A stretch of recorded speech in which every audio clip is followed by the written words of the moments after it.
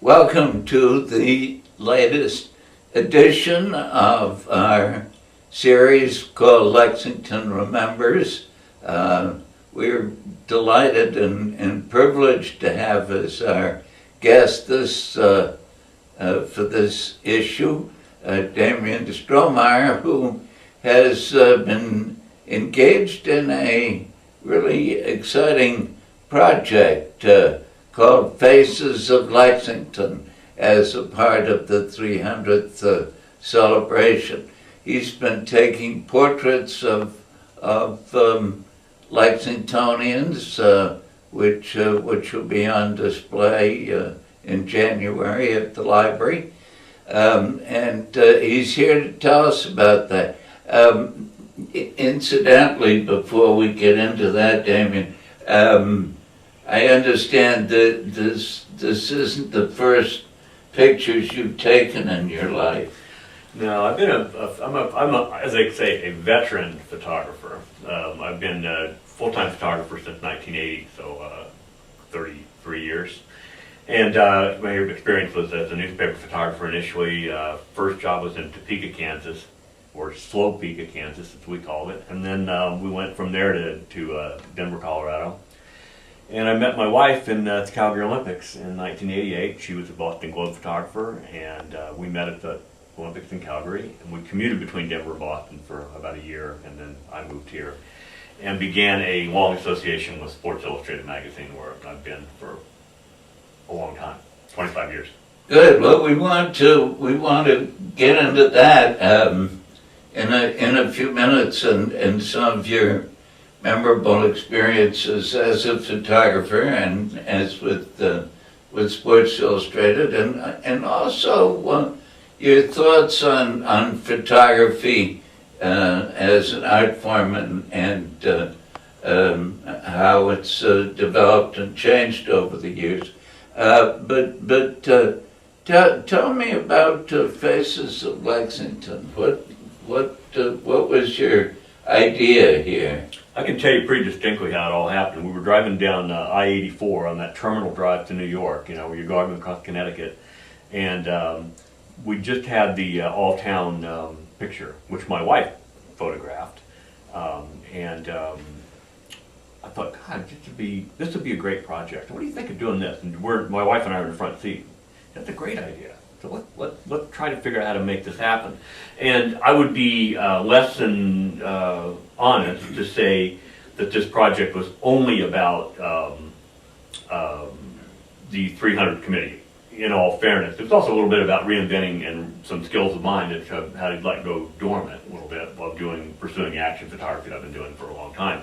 So it was a great process of reinvention for me, and also I think a project, when it's all finished, will live historically and have tremendous appeal.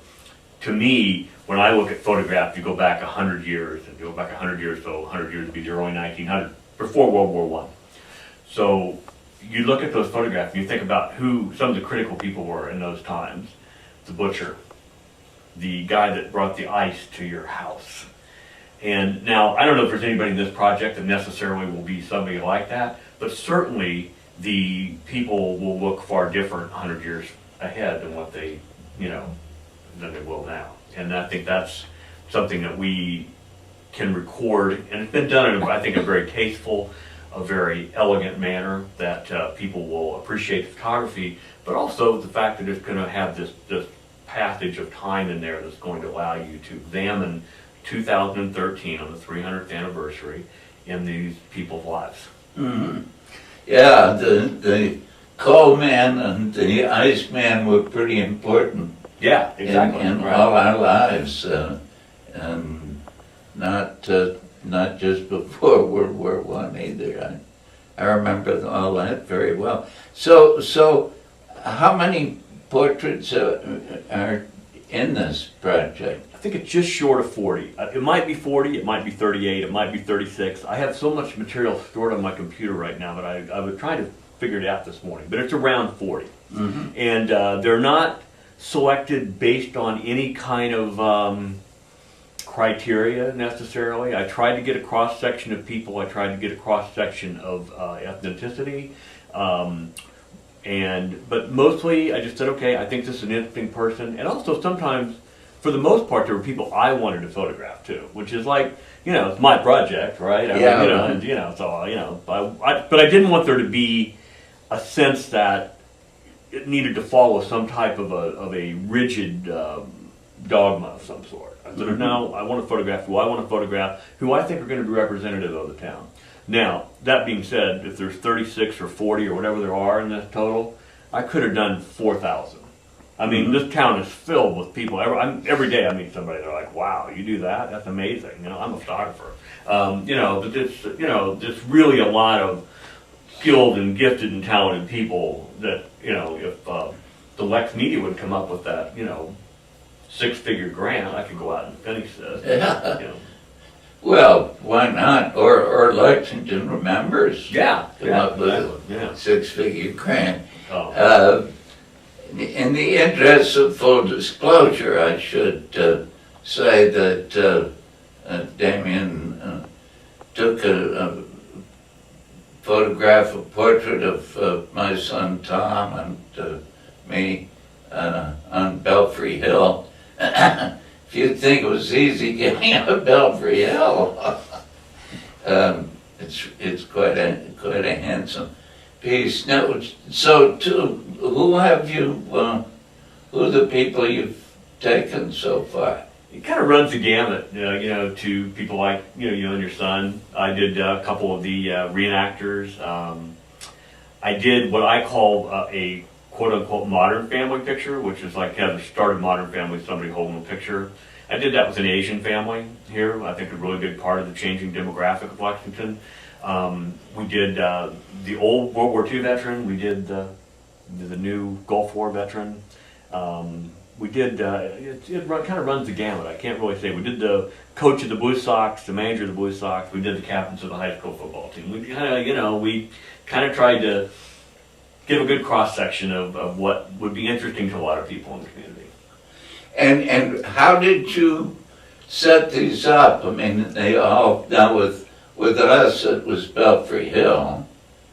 Yeah, there's a lot of research involved. If you took it and broke it down into days, like the photography itself is probably 40 days of photography, but the research is considerably more. Because, to do the photograph, which would be a good time to break away at some point and look at this photograph because, it'd be nice to do this close up. Well, we had to get out there. I actually researched that spot for 2 days beforehand because we had to get the photograph had to get the light coming in through the belfry at just certain times of day. And if you follow an almanac, that changes in minutes every day, and it gets pretty critical. Of course, also to get the light coming through the belfry at that time of the day, there has to be sun, so you're also at the mercy of the weather and all those kinds of things. So there was a lot of that kind of stuff that went on to make things what I wanted them to be. If you have ultimate control, you want it to be ultimately controlled. You want to have the best photograph you can get out of it. So that portion of it, and also contacting the people, getting people to return phone calls and emails and all that kind of, logistically, it was a pretty big project. I mean, I have a lot of time in it, and not that the time that was ill spent, it was time very well spent, but it was time consuming. So no rigid criteria, just people who interested you, and for a variety of reasons, and not a cross-section of the town in terms of statistical criteria or anything. We tried. We tried. This is not meant to be a definitive, demographic survey of some sort. That's not, what it was. It was, but we certainly made every attempt to try to include a number of people. And that is, I think, more difficult in some regard because a lot of people are newcomers here, and trying to include those ethnic groups is sometimes a little more difficult. So certainly we tried. We certainly didn't want to. The process was never meant to be exclusive. It was always meant to be inclusive. And we even did a portrait session in which we set a studio up at the high school during one of the Lex Celebrate events and said, whoever wants to come in can get their photograph taken. We'll just come on in, we'll photograph you. That yielded an incredible number of ethnic people who we thought about displaying those. I don't think we will at the library. I think what we'll do is we're going to run them on a loop. They're just portraits. They're just head and shoulder portraits. But we're going to run them on a loop on a video monitor while the exhibit's going on. And then, but it's really interesting because you just don't realize our world. I mean, my world is this wide in town, and it's really this wide. There's a lot of people here that you just don't, necessarily know about, even though it's only a community of 30,000 people. It's amazing. We've done a number of shows on how Lexington has changed over the years, and clearly, since I moved here in 1949, I mean, you never saw an Asian face Right. in town, and now 25%. So it's remarkable, and I'm glad that's part of this story. Now tell us about when can we see these? Well, we are tentatively the scheduled for January at the library. Now the library, what's the right word? The library committee who oversees the gallery display doesn't meet until October 15th, but they have given us their assurances that January will be when we want to do it. They offered an earlier time in December. I felt like if their December is like my December, most people, it's like December kind of starts on December 1st, and I turn around and it's New Year's Eve, kind of that kind of thing. So I would I opted for January. It also allows my son, who's away at college, to be there, we hope, for the opening. And that would be nice, because he did a lot of the assisting on a lot of this stuff. Yes. Which is another thing, we talk about intensive effort. What we went through to do your photograph. Right. I mean, this stuff is like lights, camera, action. It's a lot of effort. I mean, big lights and light sources, and so you have to enlist bodies to do that stuff, and he was a big part of that. And my wife also. Yeah. So we're going to be able to see these in the downstairs gallery. I think so. At the Cary Library. Yes, in January. We hope. In January, and there'll be about 40 of them. You think? About 40. Yeah, that's fascinating. So who you mentioned some categories. Who particularly have you done? Well, there's a number of people that I think are really fascinating. Johnny Carroll was really, I just didn't expect this guy to be quite who he was. I mean, it's like I think I wrote in my caption blocks about him. I said if I was in a foxhole, he'd be one of the guys I'd want in with me. He'd probably make it funny. He'd probably cover your back, and he'd be the kind of guy that you'd want to be in foxhole with. And I think he was an interesting guy. Ario Piero, every time I've gone to his house, it's like I intend to be there for 15 minutes, and pretty soon it's lunchtime. And I'm very interested in history, so his perspective, and not to be patronizing to the World War II generation, but I said long before Tom Brokaw that was the greatest generation. My parents were part of that generation. He was a fascinating guy. But you know what? Like some of the other guys, like the young veteran that we did, Jonathan Cunha, he had a lot to say. Their perspective is different. We tend to glamorize, I think in a good way, our success in World War II.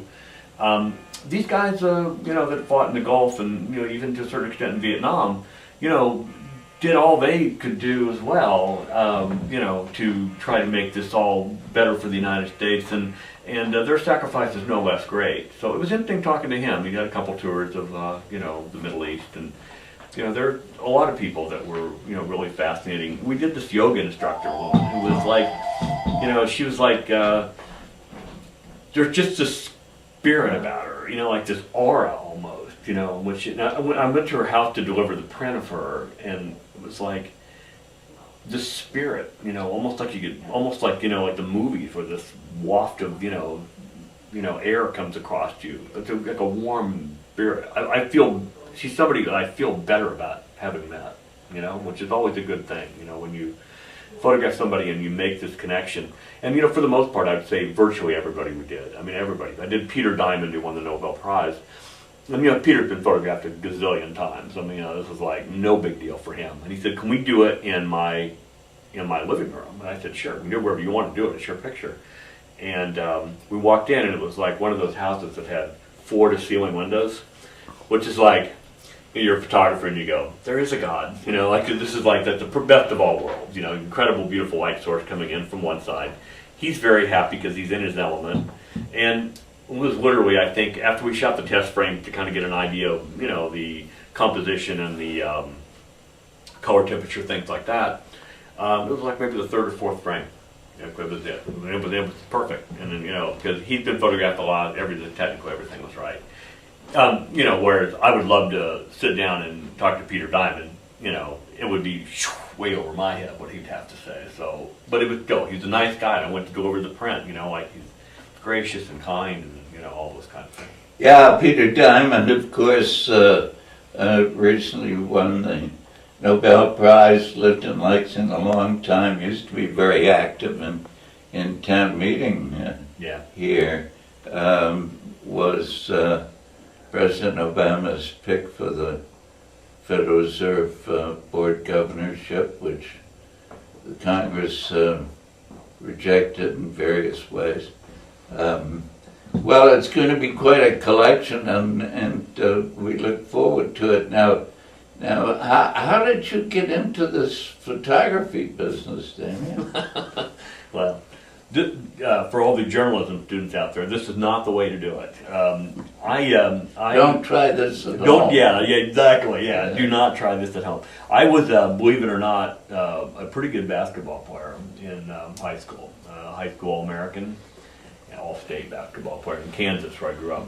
And I met when I was playing in a school. I was in Texas at the time, in Beaumont, Texas, and I was playing basketball down there, and I met a guy who was a Sports Illustrated photographer, who also happened to be the director of photography at the Topeka newspaper. And he said, I'm sure very jokingly to me, well, if you ever get back to Kansas, you know, look me up.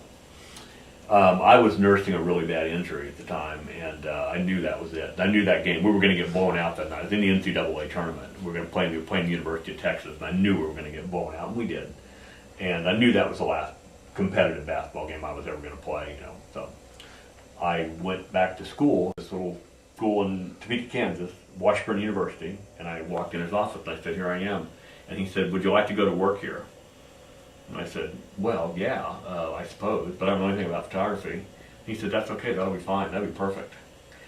And so I started out, he had that in mind because he had had a number of photographers, very talented photographers, had gone through there who would do anything to get their foot in the door and then would take a job in the darkroom and then be unhappy because they really wanted to be photographers. Well, he felt like I came in, somebody with no photographic background, he could teach me what he needed to teach me about, you know, running the darkroom and then move on.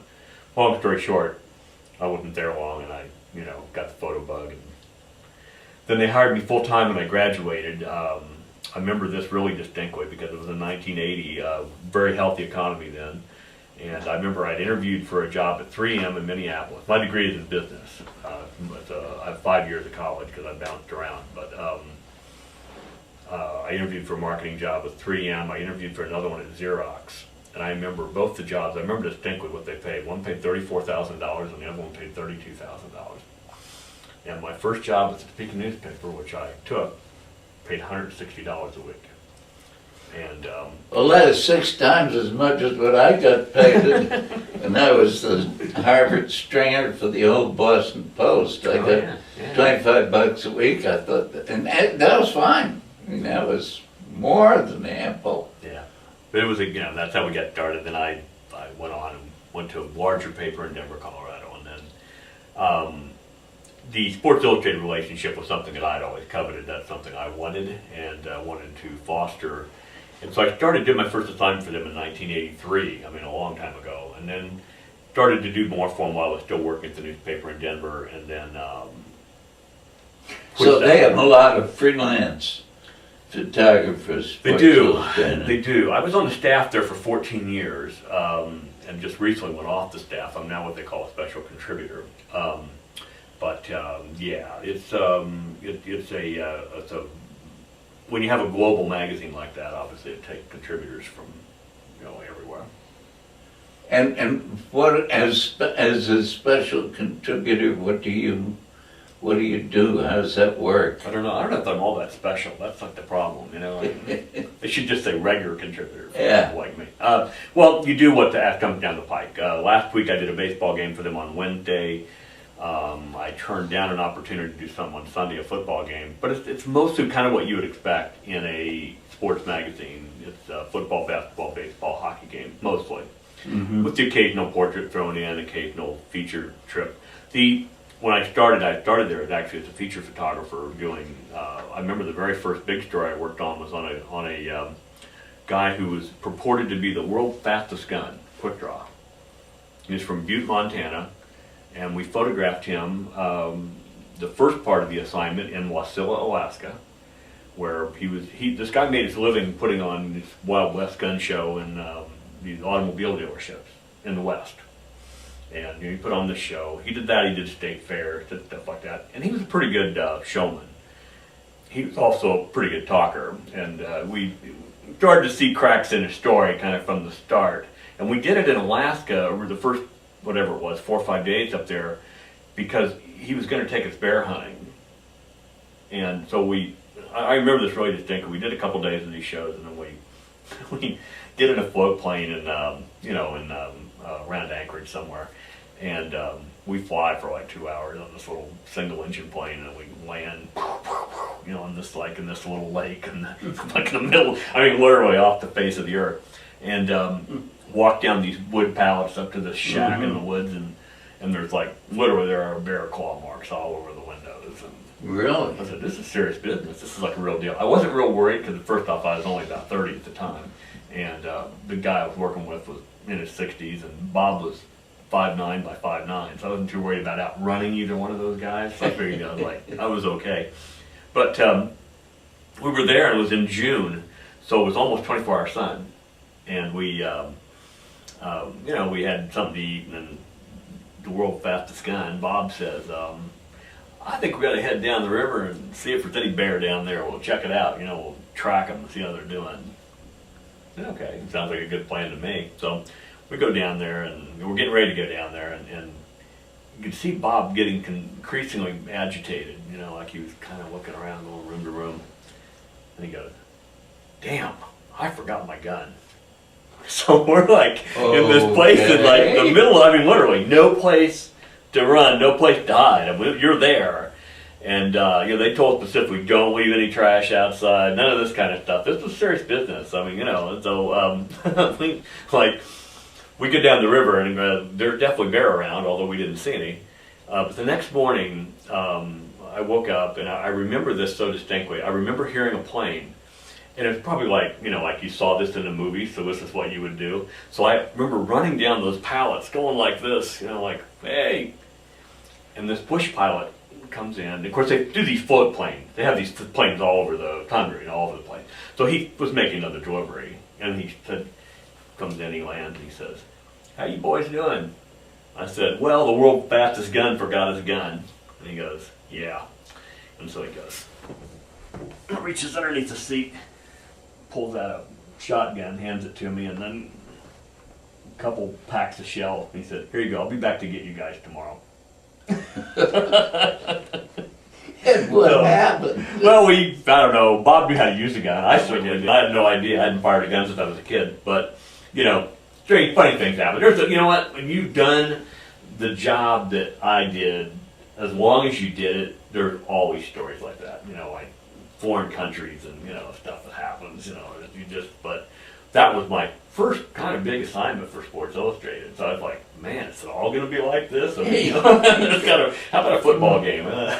Yeah, but it was, So how it's hard to imagine how he could have forgotten his gun. Yeah, but he had his bow and arrow. So, it's like, good, great, Bob. That 800-pound grizzly, you're going to great, Yeah. Did you end up seeing any bears? Or? We saw the evidence of bears. Yeah. So that's true. They do in the woods. Yeah. Yeah. That's all you wanted to see. Yeah, that's all I wanted to see. Yeah. Actually, I did see one from a distance, but not, not up close. Yeah. Now, what about in the sports area? What you must have had some pretty memorable experiences there. Yeah, Mike. I think at Sports Illustrated we've covered somewhere around a little over 2,000 assignments, 69 covers. I think I've covered 20. What makes a good cover? I think a good cover is like any good photograph. You're really selling a product, So you want that cover need to be somebody who is of interest to the public in a compelling manner. And I think that I think the one thing Sports Illustrated does do a good job of is isolating that, and that's sometimes to the chagrin of the photographer because you always want to see the best picture, and if the best picture from the NBA Finals isn't of the most valuable player, then maybe that's frustrating for you. You may have a great picture of a guy that maybe isn't necessarily the story of the game, whereas they really are very, very player concentric about making sure they have the right people. So, but yeah, 69 covers. I think 27 or 28 Super Bowls. I don't know how many World Series. Probably another 8 or 10 World Series. Stanley Cup Finals. NBA Finals. NCAA Final Fours. I've done pretty much. I think pretty much. Every major sporting event. Kentucky Derby, Indianapolis 500. I can't even think of a lot of them. Most of them. Dumb question, but 2 or 3 of the most memorable sports pictures that. I think probably the most famous sports picture that I've taken would be probably not as well perceived in New England as it is in the rest of the United States, and that's the picture of David Tyree catching the ball against his helmet in the Super Bowl with the Giants upset the Patriots. Yeah. The year they were undefeated. And that was like kind of the culmination of a sports photographer's, dream, because it was a cover photograph of, according to NFL Films, the most memorable play in the history of the Super Bowl. So you've got an iconic photograph of an iconic moment, that always serves you well. But I've taken some other ones. Jason Varitek and Alex Rodriguez duking it out. I took that photograph. I don't know. The Sports Illustrated picked the top 100 pictures of their existence. I had 6 of the 100. Did you? Yeah, I can't remember exactly what all of them were, even frankly. But the big thing about you remember some pictures more than others. I don't remember all the photographs very well anymore. I mean, I just really don't think about it. People say, "Oh, well, you were at that game. You took that picture." Well, yeah. Maybe. I mean, I don't remember all the stuff anymore. It's never really been. It's like the big thing for me always has been get the job done as well as you can get it done, so you have the satisfaction knowing that you did your job, and then just kind of move on. I don't think about photography a whole lot different than probably a carpenter thinks about building a house. Mm-hmm. Now, nowadays, what, for example, this fall, what assignments will you be off on? Well, I've had a really, really, really busy September. I just finished a 4-day job for Sylvania in Danvers, a corporate job, but it was at the NASCAR race in Loudon, New Hampshire. So, my ears are still kind of ringing, but it's, people always say, what's it like covering a NASCAR race? I said, imagine putting your head inside of your engine of your car and turning it on. That's kind of what it's like. It's just so overpowering. But yeah, just did finish 4 days for them, and then we're in post-production on that. I'm not actually. I hired somebody to do post-production, and then we'll be starting baseball playoffs here next weekend. Mm-hmm. And I'm taking this weekend off because my daughter's final parent day at Boston College, so I took this weekend off. I took Saturday off. I'm going to go to Buffalo and do a football game on Sunday. But yeah, October is always kind of like the perfect storm of sports events because you have football, college and professional football going on at the same time. The hockey season starts. Basketball starts at the end of the month. And then you have baseball at the pinnacle at the World Series level. So it's always kind of a crazy month. So it doesn't sound to me as though the life of professional photographer is very relaxed and relaxing. Sounds to me as if you're going most of the time. I think the things you have to remember is that it's a job, and that you need to figure out how to do that job in the best manner that you can do it. Mm-hmm. My way of getting around all the craziness of what you do is to be very, very organized, and that's, I try to, keep calendars and keep everything very, very together. I'm not traveling as much as I used to. I used to travel a lot. So that when you don't travel as much, that makes it a little easier. When you throw travel into the quotient of any job, it just magnifies the difficulty. Yeah. So it's nice not to have to travel. I just spent 4 days out, but it's like that's been a bit unusual. Like when I check in a Marriott hotel and they don't have what I want, I say, "You understand that I've spent more than 3 years of my life in your hotel? I want what I want." Hey, yeah, that seems reasonable. Now you mentioned your wife, she was a photographer too? Yeah, my wife's a better photographer than I am. I'm always very upfront about that. She's a tremendous photographer who has a great sense of vision, is one of the humblest and quietest, people about what she does, but she's done some tremendous photography. She's been to South Africa a couple times, did a incredible job there during the Nelson Mandela years, was there for his release. She's a very, very gifted photographer and a very, very gifted person.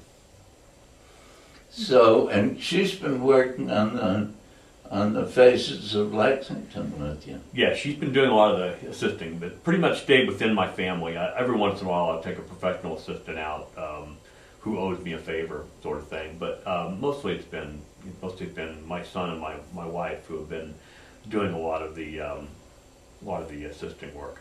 And most of that has to do with the fact that in order to keep subjects engaged, without an assistant, it's difficult because you're fiddling with the equipment and you really should be concentrating on the subject. And so they're very, very helpful. My son was terrific about doing it because a lot of these shoots, we did Bill Hadley at sunrise, getting a 17-year-old kid or 18-year-old kid up at, 5:15 in the morning to do, a photograph is, I think, very, shows a lot of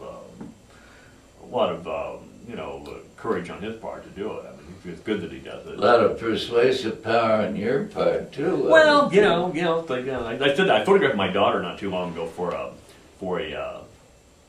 healthcare magazine, Winchester Hospital magazine. They put her on the cover because she had an unusual condition that they have a surgery that fixed, an orthopedic surgery. And so I had her in her field hockey uniform, and she was shooting field hockey balls over my head. Great idea. Another one, don't try this at home. Yeah. But I wrote on my blog about it. I said, it's a lot easier to get your subject to do whatever you want them to do if you can ground them. It's a lot easier to do this or else. Sure. Well, I was thinking, it was 1930, Christmas. I got, my parents gave me a box brownie. I was 7 years old. And I've still got some of those pictures. I have a sense that photography's changed a bit since 1930. I was watching the news the other night, and a new book about Matthew Brady, and we think of him in pictures of the Civil War, but we don't think of him as changing the nature of photography, what he brought to that art form. What do you see as the big changes in photography since you started, and what about this whole business of photoshopping and all that? I think we're in a really, right now we're in a really technically advancing world, just advancing quicker than almost that we can keep up with it. I don't think the basic premise of photography from my standpoint has changed at all. It's still about communication. It's still about conveying the right point with photography. We're doing it a little different form than we used to. Instead of splashing chemicals all over ourselves and developing it in a bathroom somewhere, we're doing it on a computer and with digital imagery. The thought process remain the same, and I think it's going to always remain the same if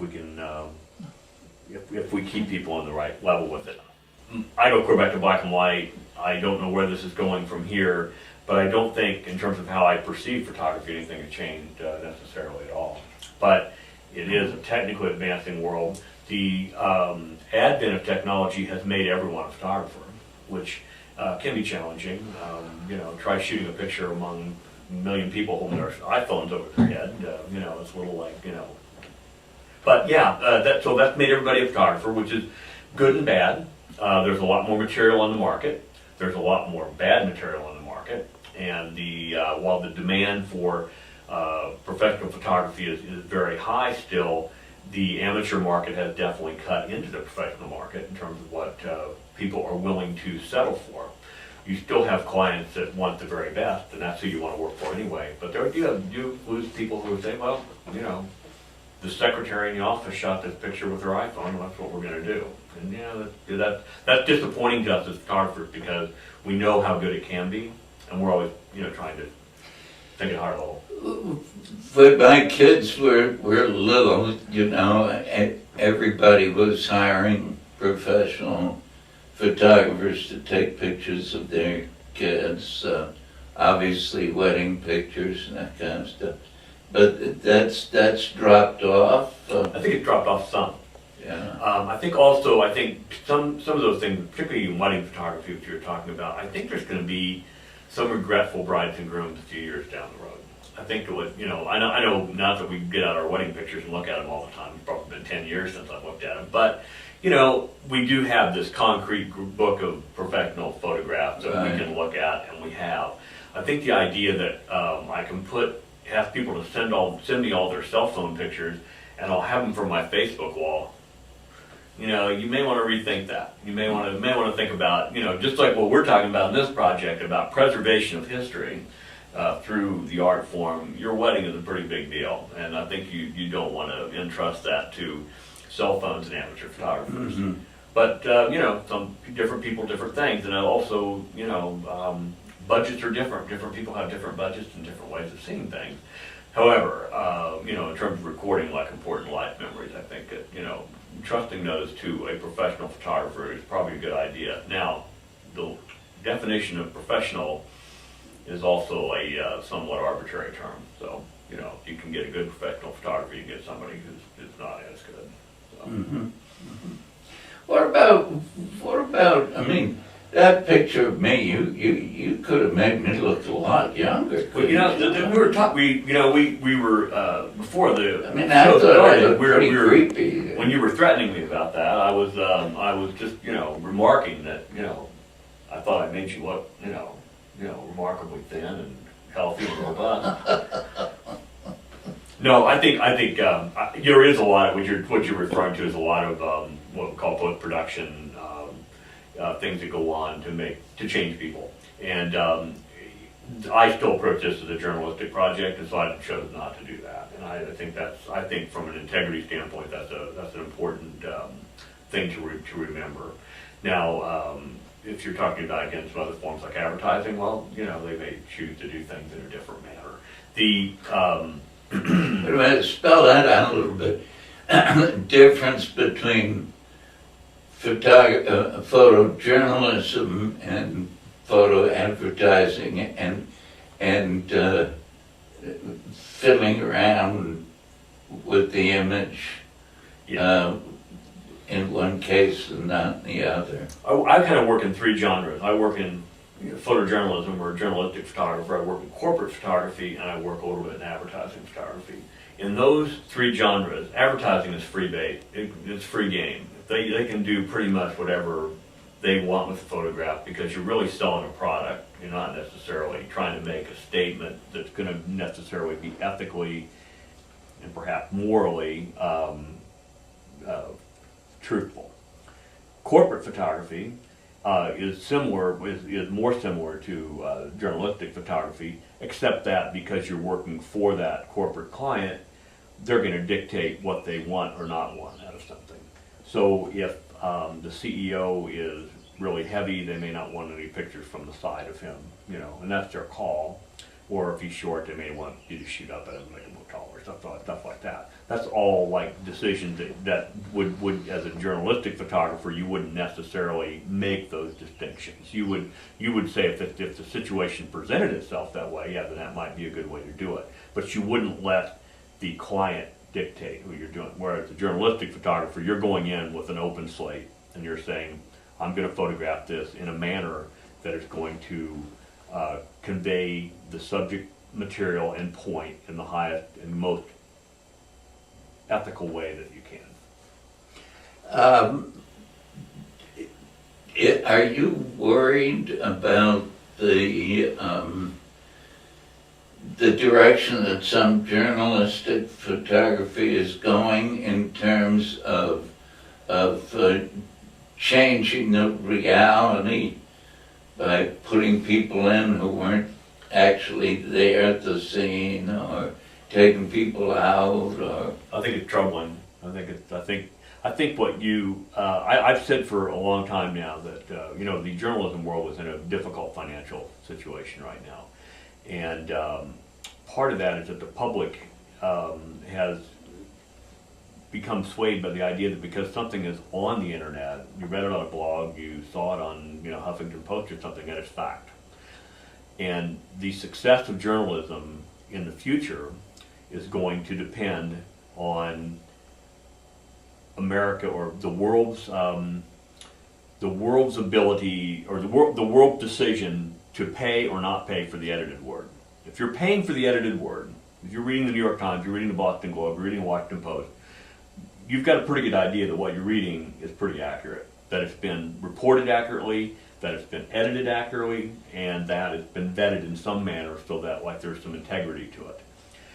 If you're picking up some other materials that aren't edited as carefully, then you run a slippery slope there.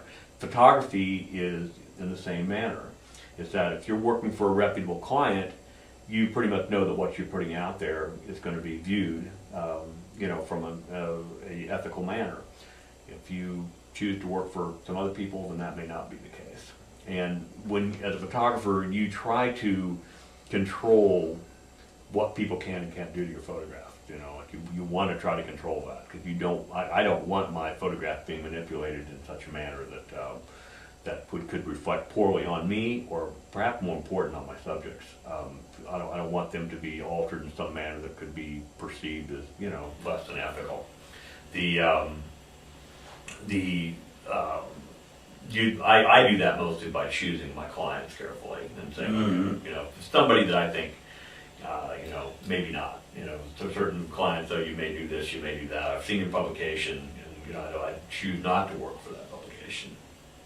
For that client. Is there a trend with this? Or should we be more and more skeptical about the journalistic photographs that we see being an actual representation of what happened?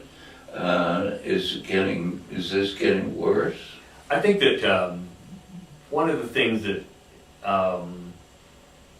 we've seen very egregious violations of ethical policies, like people composing, more than one photograph into a photograph to move people, things like that. I think skepticism is good. I think that, the journalism world is built around skepticism. We want to question everything. Should we be concerned? Yeah, absolutely be concerned. And I think that that's what I'm talking about, with my moral and ethical ground, there's no room for fudging there. There just isn't. I mean, you are, like when people hire me, they don't just hire the photographs. I can do that, but they're hiring me. And I want that to be something that your word is your bond, and that, that, when they hire you, that they're getting a certain level, not only of photography, but also of, your moral and ethical standards. So yeah, I think skepticism is good. I think that Is it a fad? Maybe. But manipulations in photographs have happened forever.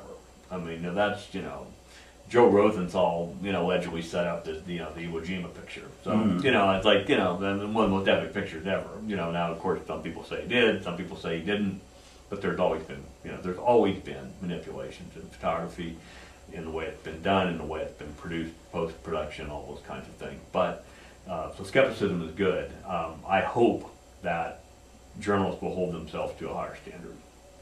Can you think of some really egregious photoshopping picture that? Well, the most famous was done by a very reputable publication, the National Geographic, who chose to, this is early in the digital age, actually chose to move a pyramid to make it fit in a vertical cover. They took a horizontal picture and moved a pyramid over so it would fit in a vertical cover.